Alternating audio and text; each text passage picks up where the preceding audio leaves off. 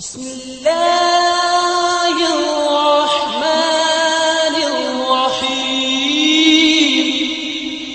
سورہ یاسین۔ بسم اللہ الرحمن الرحیم۔ یاسین والقرآن الحکیم انک لمن المرسلین علی صراط مستقیم تنزیل العزیز الرحیم لتنذر قوما ما انذر آباؤہم فہم غافلون۔ صدق اللہ العظیم۔ یاسین کی جس کو حضور صلی اللہ علیہ وسلم نے قلب القرآن قرار دیا ہے، یہ قرآن مجید کا دل ہے۔ ایک تو یہ کہ اس کا جو اسلوب ہے، سٹائل ہے، اس کے اندر واقعتاً کچھ ایسی کیفیت ہے جس کو کہ الفاظ میں بیان نہیں کیا جا سکتا، لیکن پڑھتے ہوئے انسان اس کو محسوس کرتا ہے کہ کوئی ارتعاش تھا یہ پیدا کرتی ہے انسان کے اندر، جس طرح دل دھڑکتا ہو۔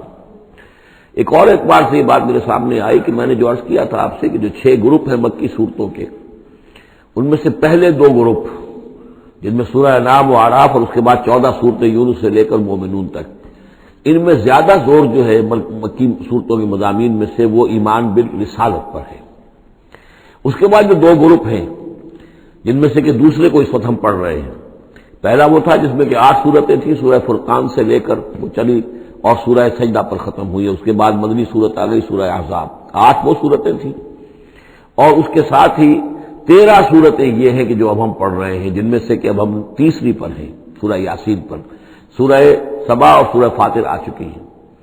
اگر ان دونوں کو جمع کیا جائے کہ ان کی تعداد 23 صورتوں کی بنتی ہے، 13 اور 21، ان 21 صورتوں میں سے 10 ادھر اور 10 ادھر، اور بالکل بیچ میں یہ سورہ یاسین ہے۔ 8 صورتیں سورہ فرقان سے لے کر سورہ سجدہ تک، 2 صورتیں سورہ سبا اور سورہ فاطر، 10 ہو گئی، اور اس کے بعد پھر 10 صورتیں ہیں مکیات۔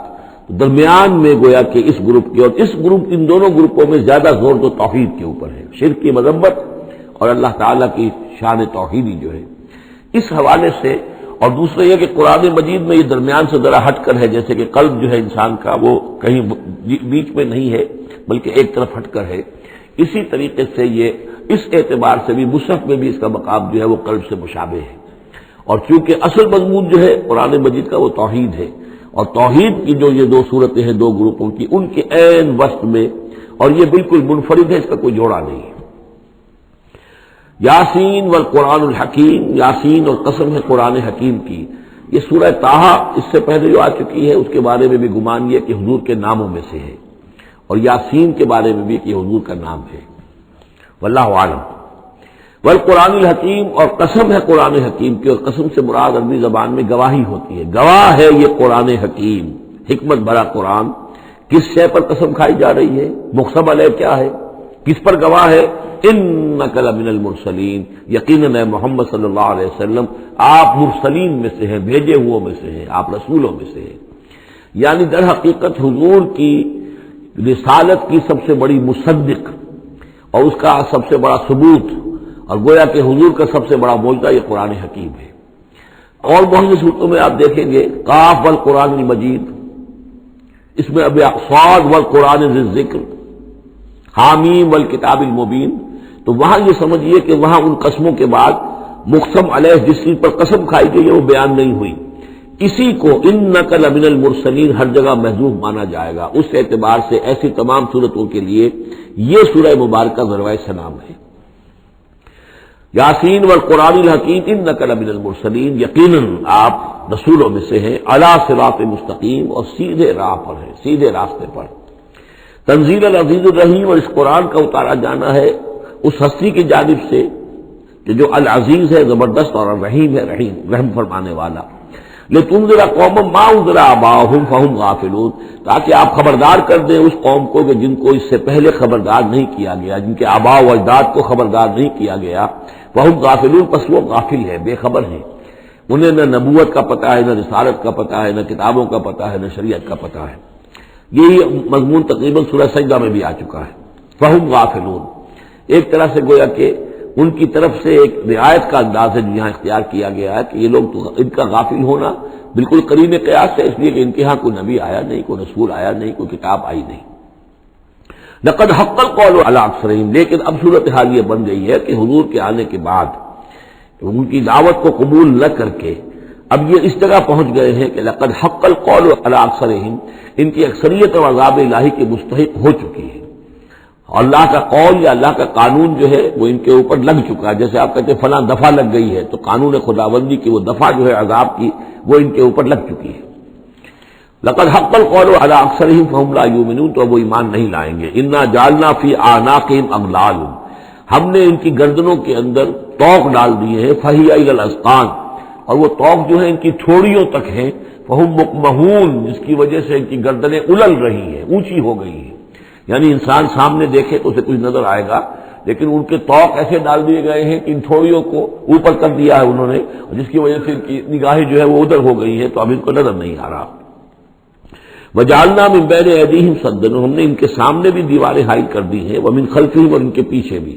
یہ مضمون اس کے بعد بھی آئے گا اس سورہ مبارکہ میں، تو سمجھ لیجئے اس کی تعبیر یہی ہے کہ انسان کے سامنے وہ سب کچھ ہے جو آیات ہیں، آیات آفاقی.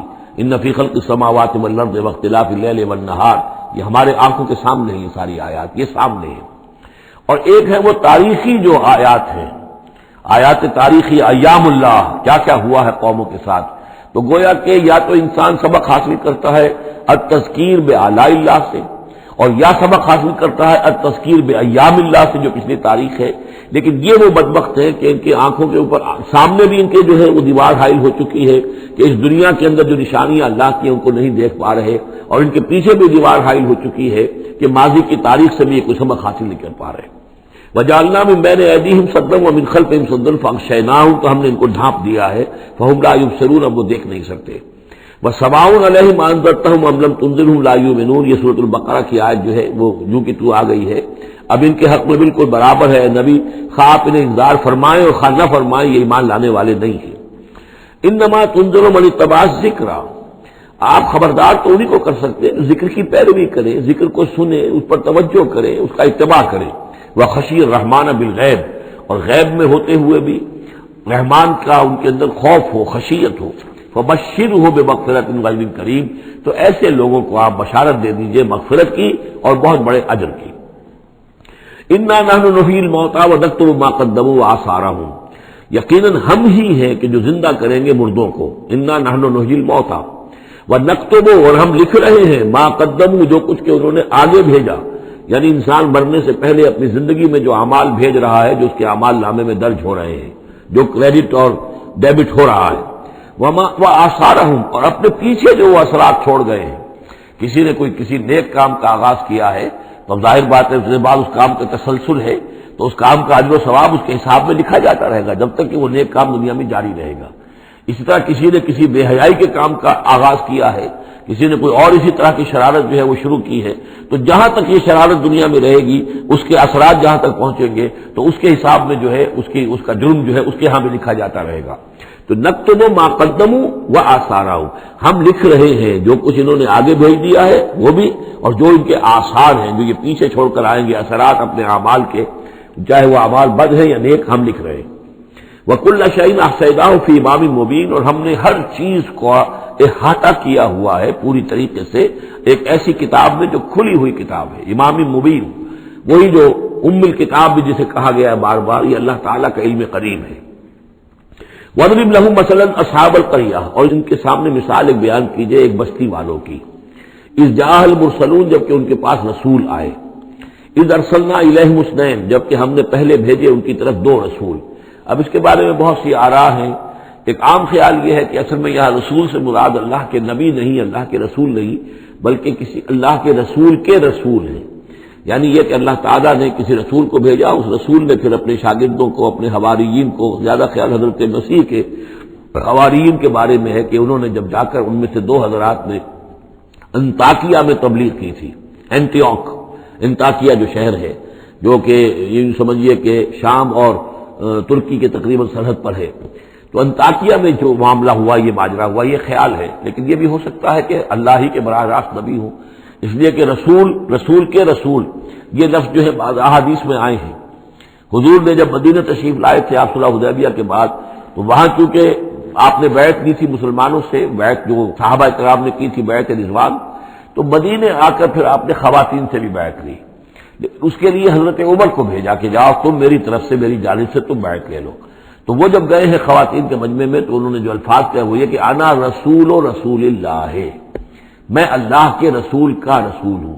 اللہ نے رسول کو بھیجا محمد کو صلی اللہ علیہ وسلم، اور محمد نے بھیجا ہے مجھے آپ کے پاس۔ اسی طریقے سے حضرت سعد بن ابی وقاص کا جو قول تھا، تو ایرانیوں سے انہوں نے کہا تھا انا قد ارسلنا، ہم بھیجے گئے ہیں، اللہ نے بھیجا اپنے رسول کو محمد کو اور انہوں نے بھیجا ہے ہمیں۔ تو یہ امکان تو موجود ہے لیکن یقین سے ہم نہیں کہہ سکتے۔ بہرحال ان کے پاس پہلے کوئی دو رسول بھی ہو سکتے ہیں، جیسے کہ حضرت موسیٰ کے ساتھ حضرت ہارون بھی تھے۔ فکذبوہما، تو انہوں نے دونوں کو جھٹلا دیا۔ فعززنا بثالث، تو ہم نے ان دو کو مزید قوت دی ایک تیسرے سے، ایک تیسرا اور رسول بنا کر ہم نے بھیج دیا۔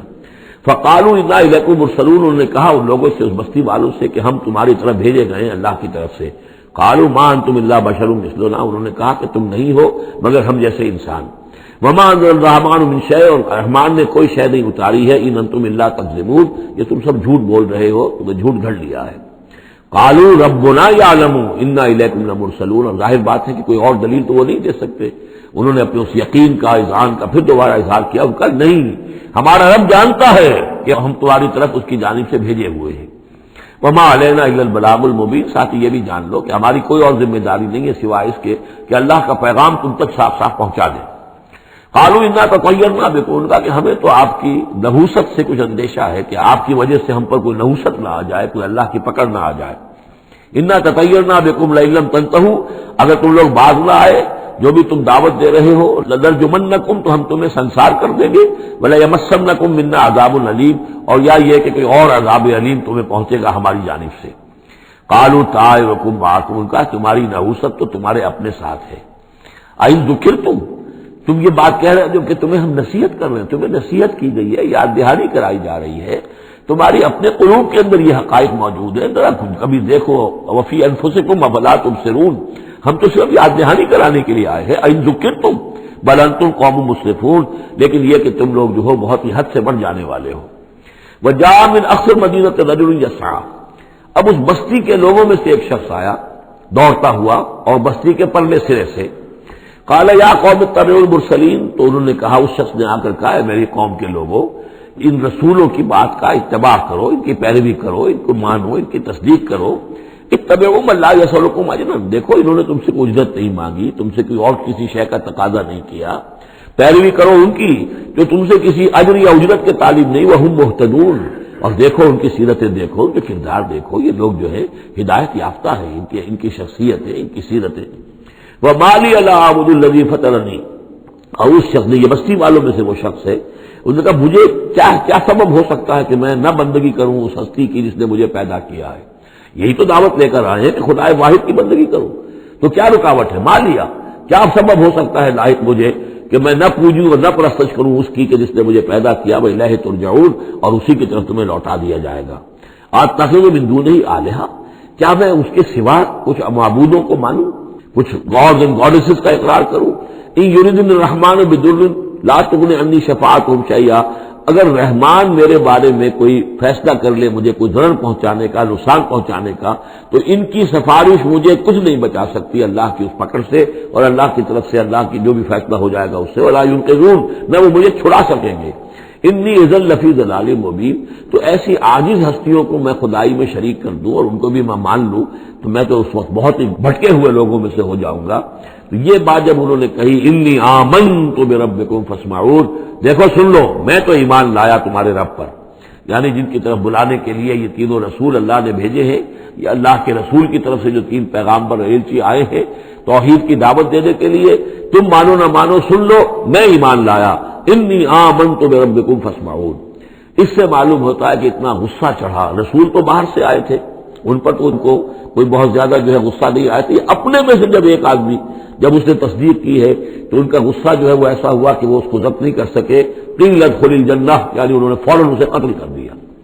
اور جب قتل ہو جاتا ہے کوئی اللہ کی راہ میں، تو چونکہ جو مقتول ہے اللہ کی راہ میں، جس کو ہم شہید کہتے ہیں، اس کے لیے انتظار نہیں ہے یوم حشر کا، بلکہ وہ سیدھا جنت میں اسی وقت جاتا ہے۔ قیل ادخل الجنہ، کہہ دیا گیا داخل ہو جاؤ جنت میں۔ قال یا لیت قومی یعلمون بما غفر لی ربی وجعلنی من المکرمین، اس نے کہا کاش کہ میری قوم کو معلوم ہوتا کہ میرے رب نے کیسی میری مغفرت فرمائی ہے اور مجھے کیا میرا اعزاز و اکرام ہوا ہے جنت کے اندر۔ وجعلنی من المکرمین، مجھے تو باعزت لوگوں میں شامل کر دیا اللہ نے۔